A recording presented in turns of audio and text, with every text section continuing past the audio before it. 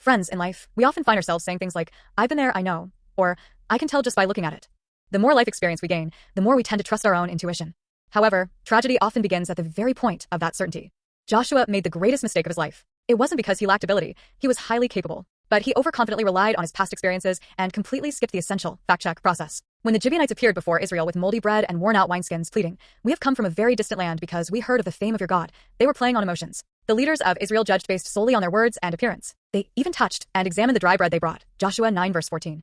But they missed one crucial thing. They did not inquire of the Lord. The Hebrew word for inquire is sha'al, which means more than just a simple question. It means to entreat or seek counsel. It is the humility of setting aside one's own judgment and standing before an absolute standard. Joshua skipped the process of asking God, deceived by the fake evidence before his eyes, and ultimately fell for the trick, signing a peace treaty. This scene closely resembles us today. Crises in leadership and failures in life do not happen because of a lack of information. Rather, they come from the illusion that one's instinct is more accurate than data, the so-called expert's trap.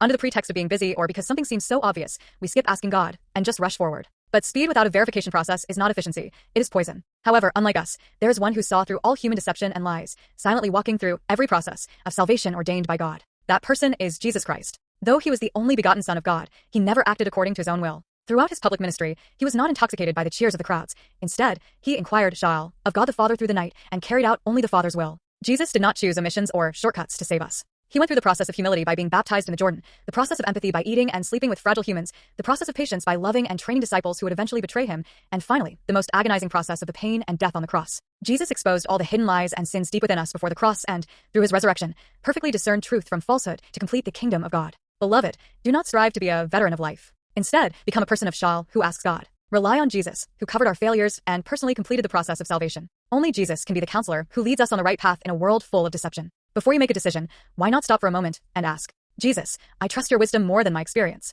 What should I do?